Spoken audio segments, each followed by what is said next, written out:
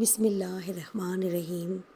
حضور صلی اللہ علیہ وآلہ وسلم کی رحلت کے بعد کا واقعہ سناتے ہوئے حضرت بلال فرماتے ہیں کہ حضور صلی اللہ علیہ وآلہ وسلم کی وفات کے بعد ابو بکر خلافت کے منصب پر فائز ہوئے اور رفتہ رفتہ تمام کاروبار حیات معمول کے مطابق چلنے لگی، مگر میری اپنی یہ حالت تھی کہ نظریں اب بھی حضور صلی اللہ علیہ وآلہ وسلم کو تلاش کرتی تھیں۔ ایسا لگتا تھا جیسے ابھی کہیں سے آ جائیں گے۔ اسی طرح مسکراتے ہوئے انہیں نہ پا کر میں بھری دنیا میں تنہا ہو گیا تھا۔ میری زندگی میں ایسا خلا پیدا ہو گیا تھا کہ مجھے شب و روز کا ہوش نہیں رہتا تھا۔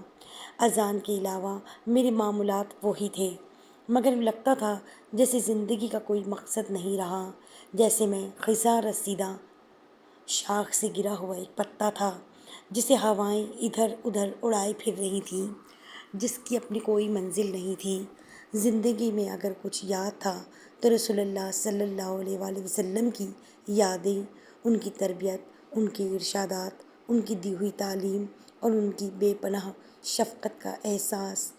ابو بکر کے انتقال کے بعد عمر فاروق کی خلافت کے ابتدائی دور میں جہاد شام میں شریک ہو گیا اور رومیوں کے خلاف کئی معرکوں میں حصہ لیا۔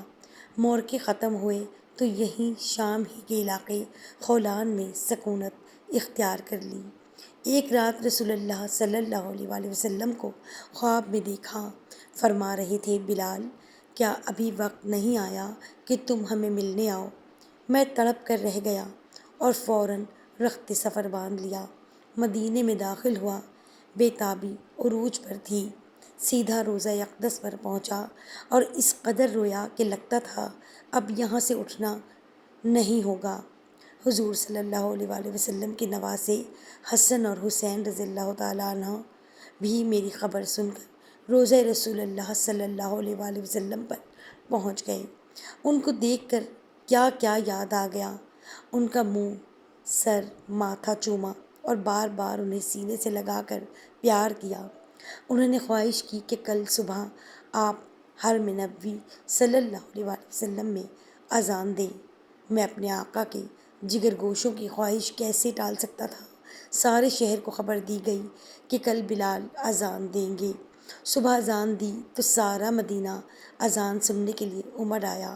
روتے روتے لوگوں کی ہچکیاں بن گئیں، ان کی بھی جنہوں نے دور نبوی میں میری اذانیں سنی تھیں اور ان کی بھی جنہوں نے صرف میرا نام سن رکھا تھا۔